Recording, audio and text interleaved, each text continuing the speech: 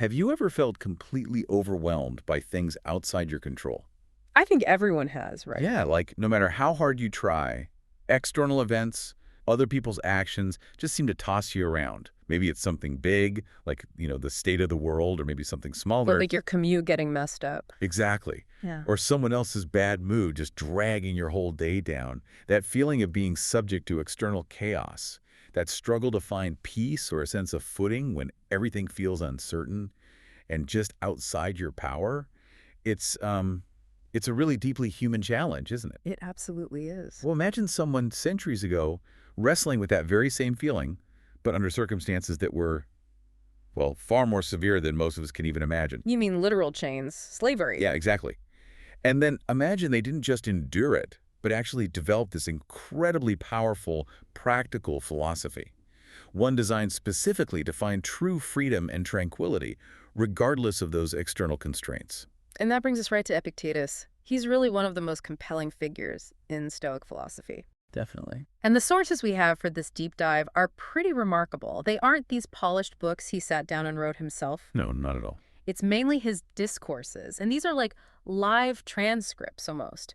Informal lectures, conversations, recorded by his student, Arian. It's like getting the raw classroom tapes. Kind of.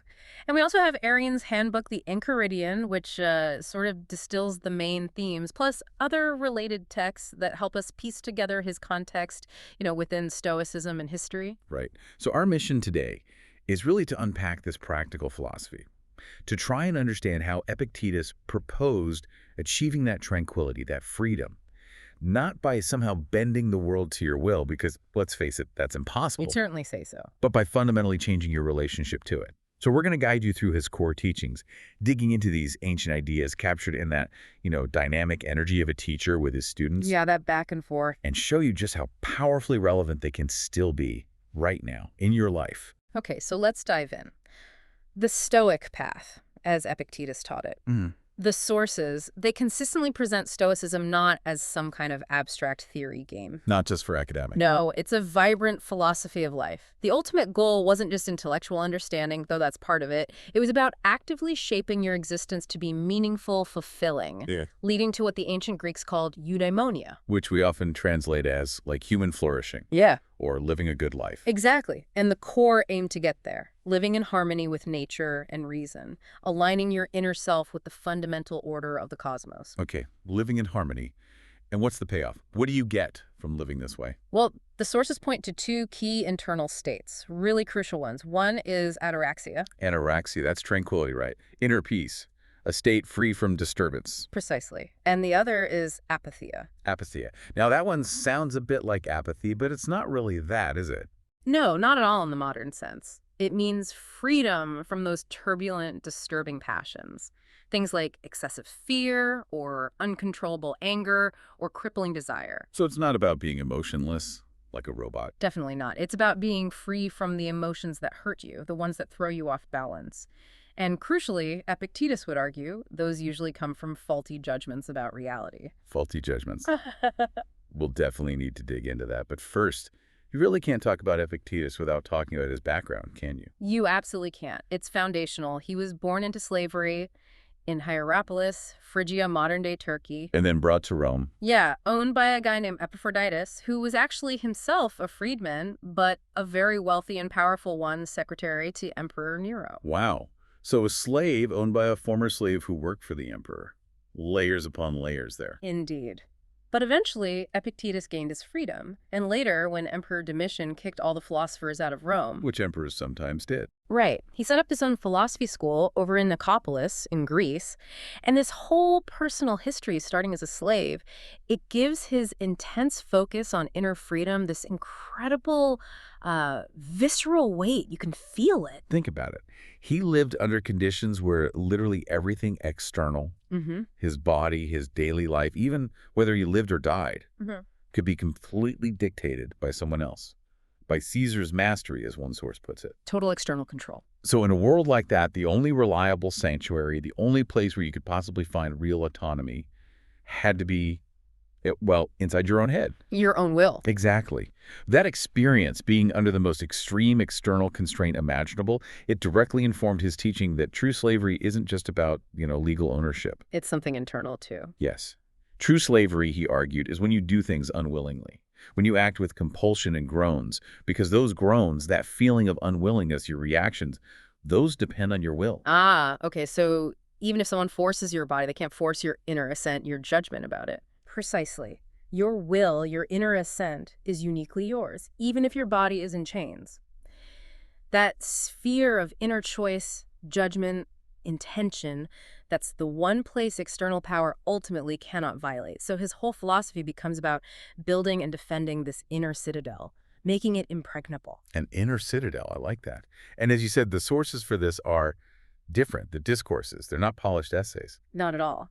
They are basically Arrian's lecture notes, transcribed conversations, informal teaching sessions, capturing Epictetus in action. And that format really shapes the whole feel of the philosophy, doesn't it? Absolutely vital. It makes it direct, often conversational. It's full of questions, challenges, really vivid examples from daily life. You can almost hear Epictetus talking. Using that Socratic method. Yeah, the elenchus, constantly questioning his students, pushing them. Do you really believe that? Look where that leads you. Does that make you happy? Exposing inconsistencies. It's very much teacher to student, designed to be practical, transformative, not just, an academic exercise. It's philosophy as a living practice, caught on the fly. That's a great way to put it. And Arrian, seeing how valuable this was, also put together the Handbook, the Enchiridion. Much shorter, more systematic summary, often the first thing people read.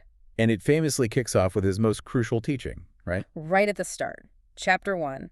The absolute cornerstone of his entire system, the fundamental dichotomy of control. Some things are up to us. And some things are not up to us. That's it. The principle he comes back to again and again and again throughout the discourses. And he doesn't just leave it there, all abstract. He gets really specific, drawing on examples from the sources. So what things are up to us? What's actually in our control? Our opinions or impulses, meaning our motivations to act, our desires, our aversions, essentially the operations of our own mind, our judgments, our choices. Our inner world, basically. Yes. One source mentions the term proheresis being used sometimes in this context, which emphasizes that core idea of our moral purpose, our faculty of choice. That's what's uniquely ours. Okay. And then there's the other category, things not up to us. And this list is, well, it's pretty long. It's vastly larger. It includes our body, its health, its appearance, whether it gets injured, our property, our reputation, what other people think of us, external events in general, other people's actions. The sources list things like life or death, yours or your loved ones, clothes, house, horses, slaves in his time, your whole estate. Pretty much everything external to your mental state, your volitional state, it all falls into that not up to us category. So why is hammering this distinction home so absolutely critical for Epictetus?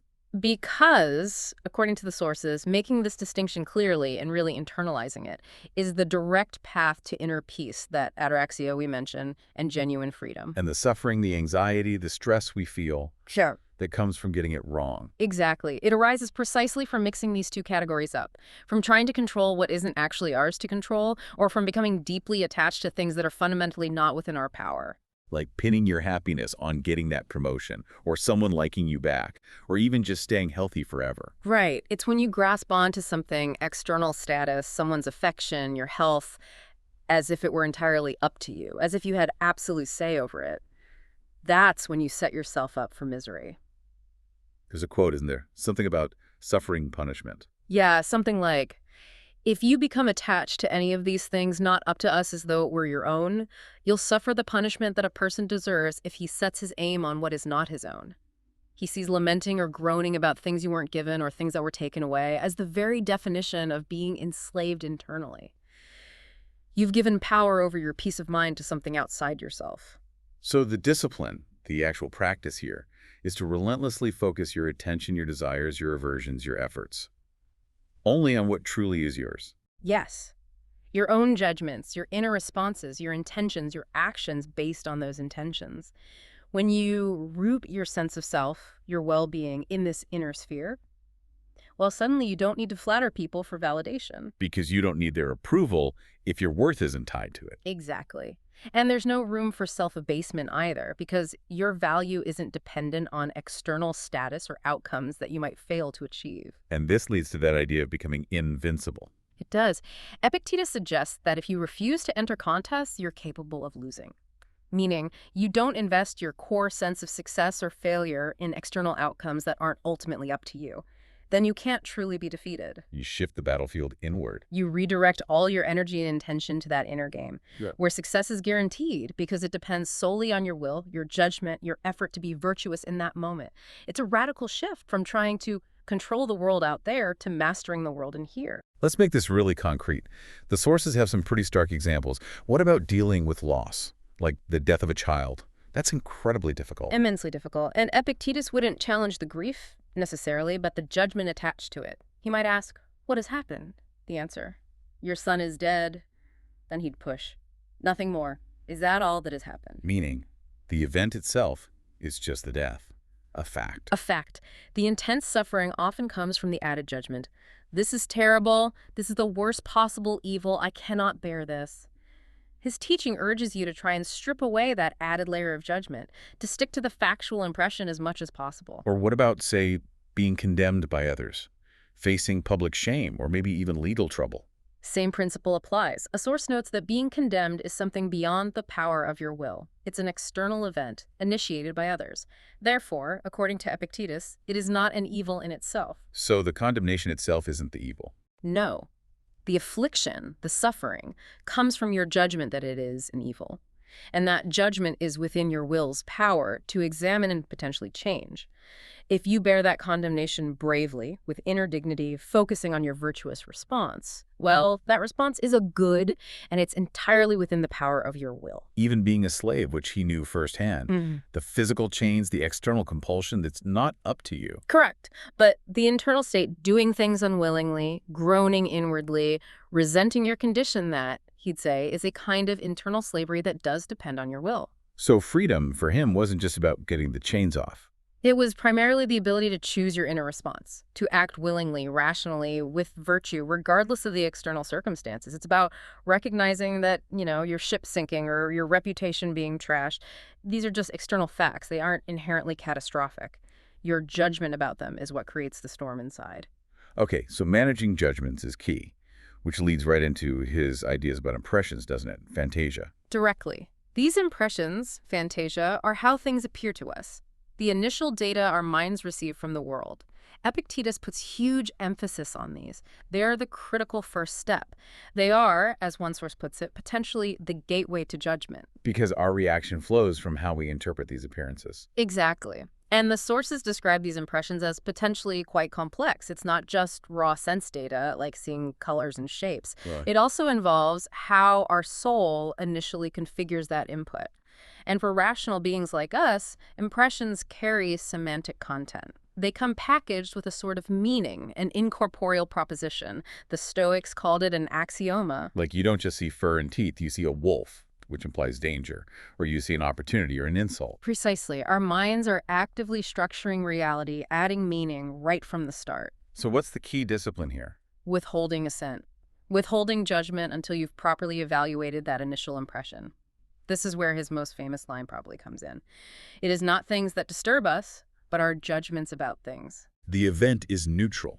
The judgment causes the pain. That's the core idea. So if you get the impression, my boss is angry with me, the disciplined Stoic response isn't immediate panic or anger back. It's to first assent only to the factual part. Okay, the impression is that my boss seems angry. And then pause. Then pause and examine the added judgment. And this is terrible, my career is over, he hates me. You question that part before you let it run away with you. This ties into some deeper Stoic ideas about knowledge, doesn't it? Epistemology. It does. The sources mention the Stoic ideal of a cataleptic impression. That's an impression so clear, so distinct, it perfectly represents reality and compels assent. It grasps the object. Like a perfectly clear perception. Sort of, but the Stoics were also very aware of the counter-argument from skeptics. How do you know a false impression isn't just as convincing as a true one? There could be indistinguishable false impressions. Which means you can't just trust every strong feeling or appearance. Exactly. And that philosophical debate really underscores why Epictetus insists we use reason, our highest faculty, to rigorously scrutinize these impressions.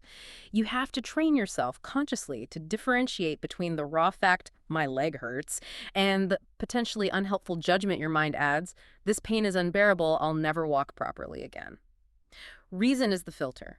It prevents emotional reactions based on false or unexamined beliefs. It sounds like really active work, like constantly questioning your own thoughts before you let them dictate your feelings. It is. A source mentions making a voyage, taking pains to improve your opinions, actively trying to cast out those bad judgments, those inaccurate axiomata that cause suffering. Constant vigilance and practice. Absolutely. And this discipline over impressions and judgments is tightly linked to how Epictetus advises us to manage our desires and aversions, the core of our emotional life, really. Okay, so if we're aiming for that inner peace, that ataraxia, and we're trying not to get tossed around by externals, how should we direct our inner drives? What should we want? What should we try to avoid? His advice here, according to the sources, is incredibly consistent with the dichotomy of control.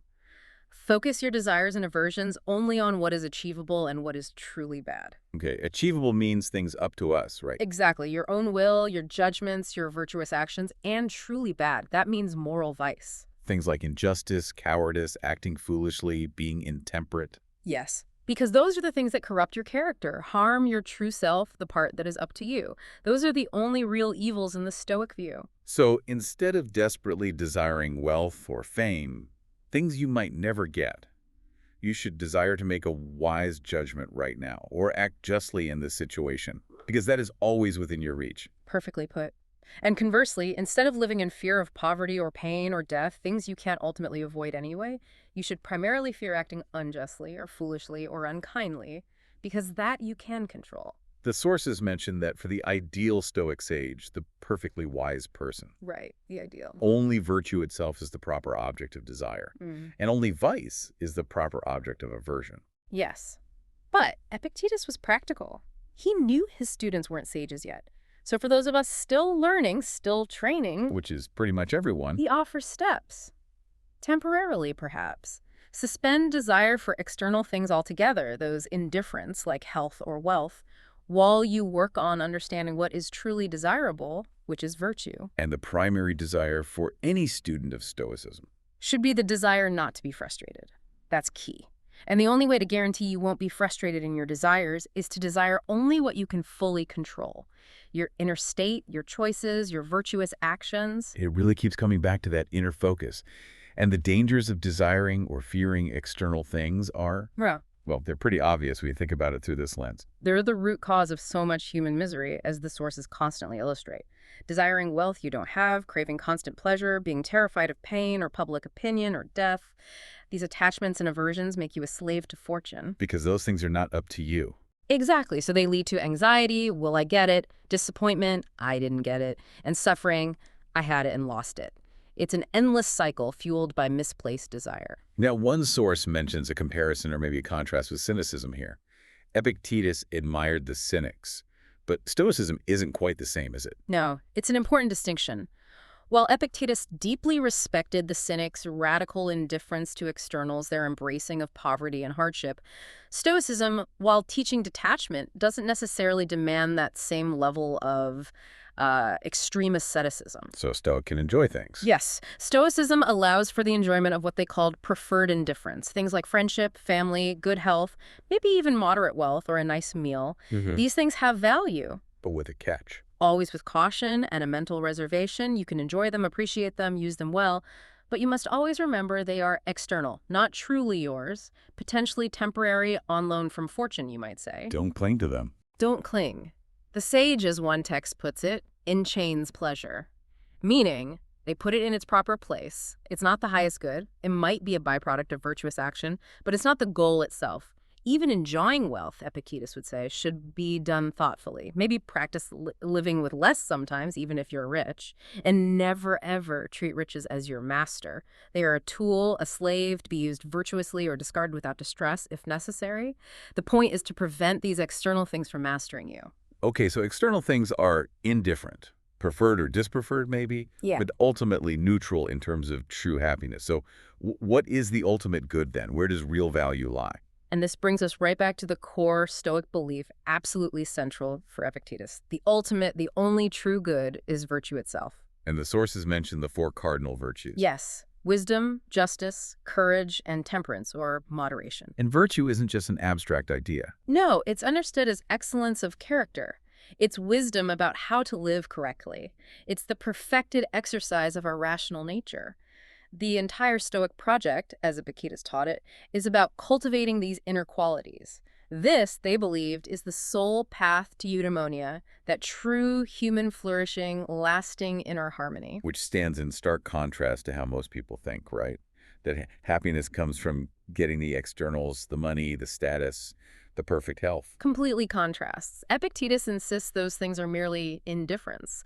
They might have some practical value, they can be used well or poorly, but they contribute absolutely nothing to your fundamental happiness or misery. What truly matters is your inner state, your character, the virtue you embody in your choices and actions. And the really liberating part of this idea Is that true virtue, the excellence of your character, your inner integrity? It cannot actually be harmed by external circumstances. So even if you get sick or lose your job or people slander you, your virtue remains untouched. If you maintain it, yes. A good person's inner state, their virtue, is safe, secure, complete, regardless of what happens to their body, their property, their reputation, all those things. Epictetus calls not his own. This is the ultimate inner fortress he was teaching people how to build. Okay, so how do we build that inner fortress? What's the main tool? Reason. Epictetus constantly points to reason as humanity's unique and highest faculty, and this connects to the broader Stoic worldview. The sources explain that Stoic philosophy saw the entire cosmos not as random chaos, but as ensouled, rational, pervaded by a divine reason, a kind of intelligent principle. An immanent force, not separate from the world. Yeah. Sometimes called the demiurge or craftsman. Exactly. An inherent formative intelligence woven into the fabric of reality. And crucially, human rationality, according to this view, isn't something alien or separate from this cosmic reason. It's part of it, a spark within us. A spark of it, yes.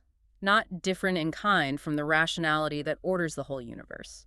So to live virtuously, to develop our character, is essentially to activate and align our individual reason with this universal divine rationality. Which leads us to that really fundamental Stoic concept. Living in accordance with nature. What does that actually mean? It's a layered concept. It means living in agreement both with your own essential nature as a rational being, using your reason to make right judgments and choices, and living in harmony with the rational order of the universe as a whole. So it's internal and external alignment. Yes. Chrysippus, who came before Epictetus but was hugely influential, explained it like this. Our individual natures are parts of the nature of the whole. Therefore, living virtuously, according to our own rational nature, automatically aligns us with the natural, rational course of events in the cosmos. And practically, this involves accepting what we can't control, like the laws of physics or major world events or just the general unpredictability of life. Absolutely. Accepting the large-scale order of the universe, the flow of external events you can't dictate.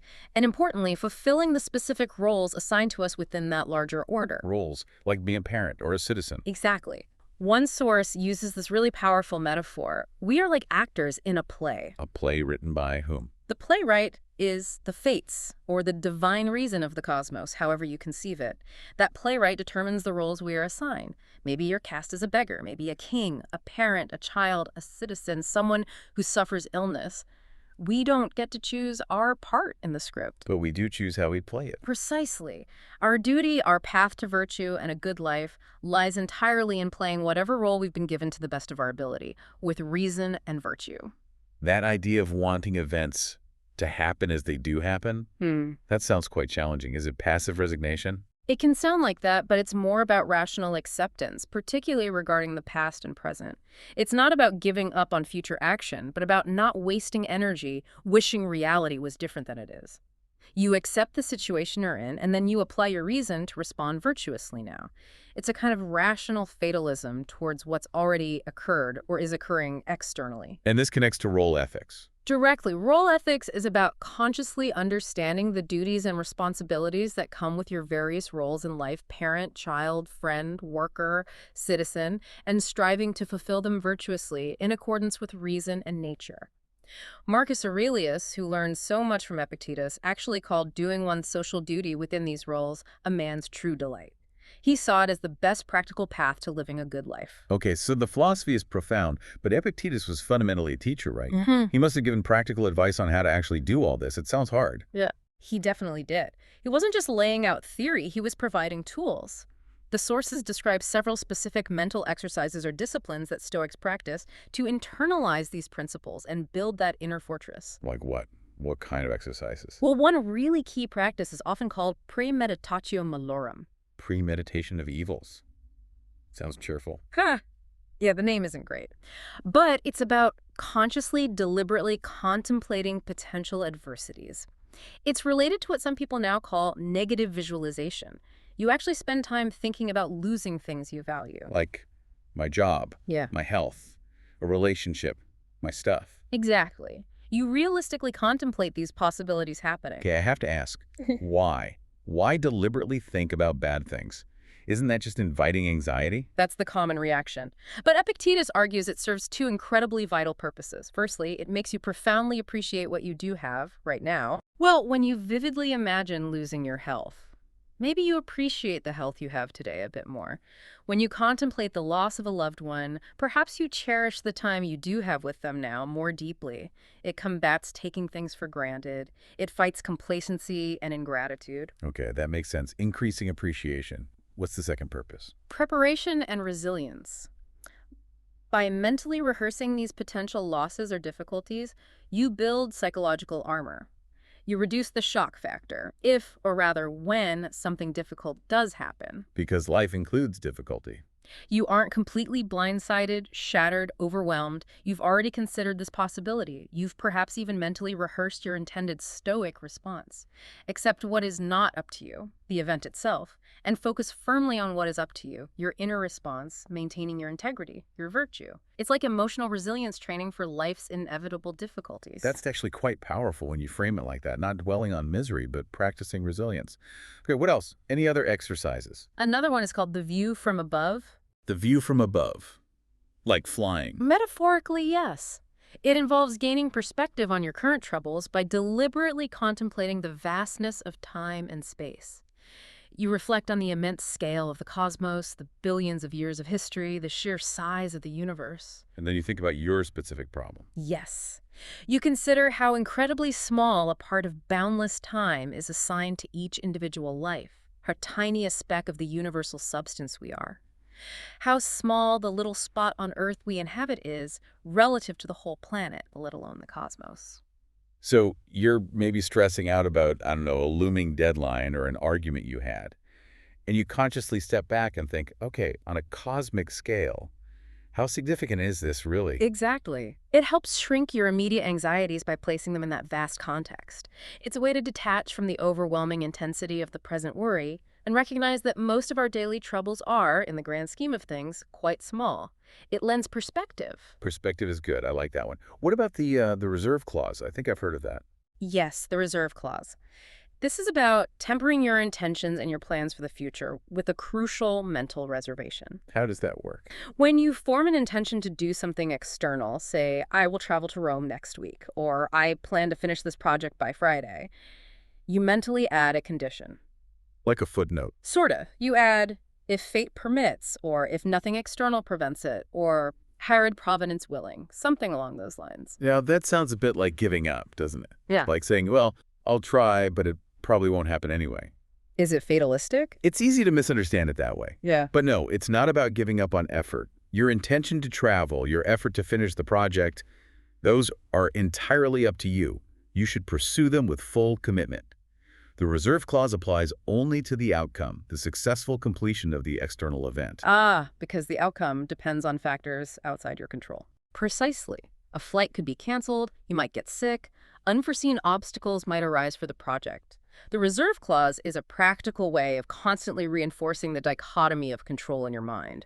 It acknowledges reality's uncertainty. It trains you to align with the principle of wanting events to happen as they actually do happen, rather than rigidly demanding they conform to your specific, fixed desire.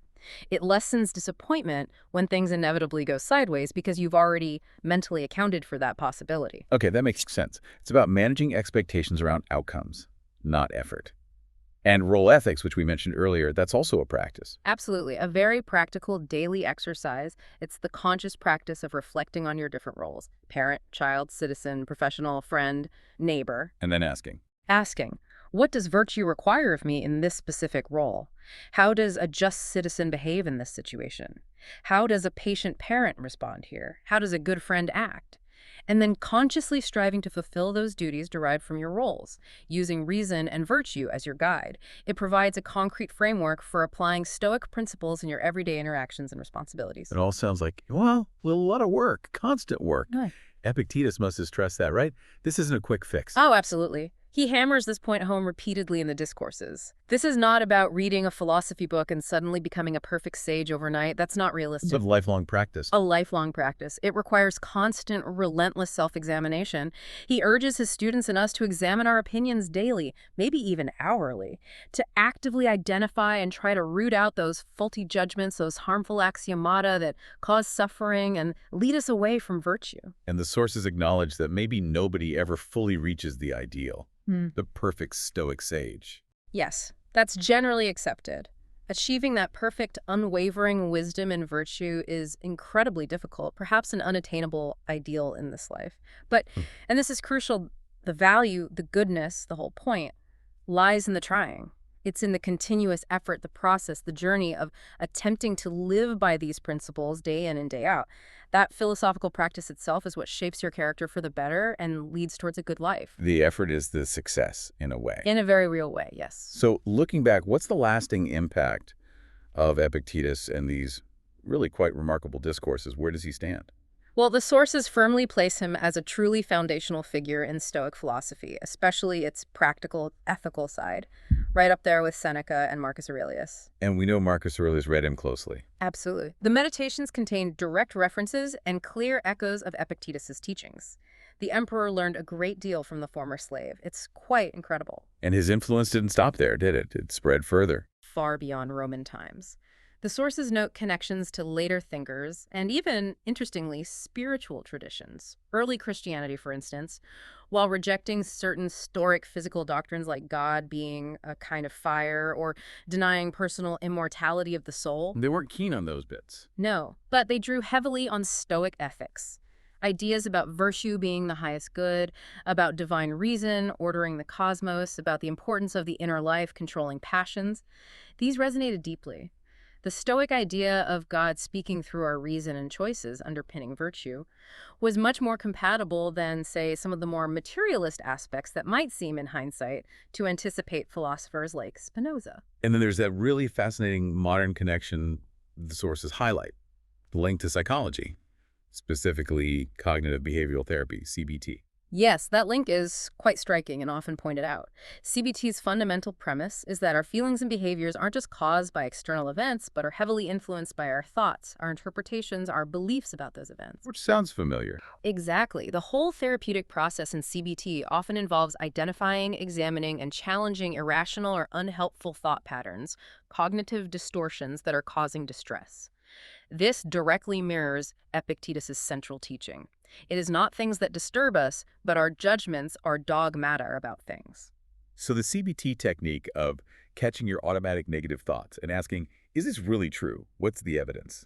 Is basically Epictetus's discipline of evaluating impressions. It's a very clear echo, evaluating impressions and withholding assent from those harmful, irrational judgments. It shows a direct lineage, really, from ancient practical philosophy to contemporary mental health practice focused on the power of our cognition. And his influence also carried on through scholars who kept these texts alive, like Justus Lipsius and earlier figures like Cicero. Definitely. Lipsius helped revive Stoicism during the Renaissance, and Cicero, much earlier, transmitted many Stoic ideas, often blended with other schools, into the broader Western philosophical tradition, influencing later ethical systems that focused on human nature and reason, like Bishop Butler's in the 18th century. So wrapping up, what are the enduring lessons here? Why should someone listening today care about what this former slave-turned-philosopher taught 2,000 years ago? Because the core challenges he addressed are timeless. How do you manage anxiety in a world full of uncertainty you can't control? How do you build resilience to face loss, failure, adversity? How do you find a stable sense of inner peace and freedom that isn't constantly being knocked over by external circumstances? And his answer is, His answer remains incredibly powerful and practical. True freedom, true tranquility, doesn't come from trying to control the external world, which is largely not up to us. It comes from mastering the inner self. That realm of judgment, assent, desire, aversion, the sphere that is entirely up to us. Focus your energy there. the sources even touch on that idea of the Stoic prosperity paradox, right? Yeah, it's an interesting side note. The idea that while Stoicism tells you to be indifferent to external outcomes like wealth and focus purely on virtue, sometimes, ironically, cultivating those virtues, wisdom, justice, self-discipline, perseverance, actually makes you more likely to achieve external success. Because those are useful qualities for getting things done in the world. Exactly. And if wealth or success does come as a byproduct, the Stoic sage, following Epictetus, can use it well, enjoy it perhaps, but carefully, without clinging, remembering it's an indifferent, treating it as a tool or a slave, never letting it become the master. It's all about that transformed inner relationship to external things. There's also that deeper philosophical tension mentioned between determinism and free will. Yes, a source briefly notes that complexity within Stoicism. How do you reconcile a belief in a deterministic, rational cosmos governed by fate or divine providence with this very strong emphasis on human autonomy, the idea that our choices and judgments are truly up to us? It's a deep question the Stoics themselves grappled with. But on the practical level, the path Epictetus lays out is clear, even if it's challenging. Immensely challenging, but also potentially immensely rewarding. And the sources make it clear. This isn't about achieving perfection overnight. It's a lifelong journey. Continuous effort, continuous self-improvement. And that striving itself is the point. That striving, that daily practice of examining your judgments, managing your desires, trying to act virtuously in your roles, even if you stumble, even if the ideal sage remains out of reach. That process, Epictetus suggests, is the path to a good life. So as you, listening, reflect on this deep dive into Epictetus's Discourses, maybe consider that fundamental distinction in your own life today. Yeah, think about it. What are you currently expending precious energy worrying about or getting upset about or desperately trying to control that is fundamentally not up to you? And what might happen if you deliberately shifted your focus? If you pour that energy instead into that small but incredibly powerful sphere that is within your control, your reactions, your judgments, your intentions, how you choose to act right now, how might that truly change your experience of the world? And maybe think about those ancient practices as tools you can actually use today. Could taking just a few moments to mentally prepare for a potential difficulty, the premeditatio, or consciously zooming out to gain perspective on a stressor, the view from above, or just adding that mental if fate permits to your plans, could that bring even a little more peace, a little more resilience? Epictetus, speaking to us through these incredible recorded conversations, really challenges us, doesn't he? Stop fighting the external world. Stop trying to rearrange everything out there. And start mastering the only thing you ever truly can, yourself, your inner world. So maybe the provocative thought Epictetus leaves us with is this, that seemingly impossible quest for tranquility in this often chaotic world. It isn't actually about changing the world outside. No, it's about building that unshakable inner self. It's about accepting the play you've been cast in whatever role life has handed you and pouring all your energy, all your reason into playing that role virtuously, with dignity, with excellence. The effort itself, the conscious daily practice of trying to live by these principles, that isn't just the way to a good life. In a very real sense, it is the good life being lived.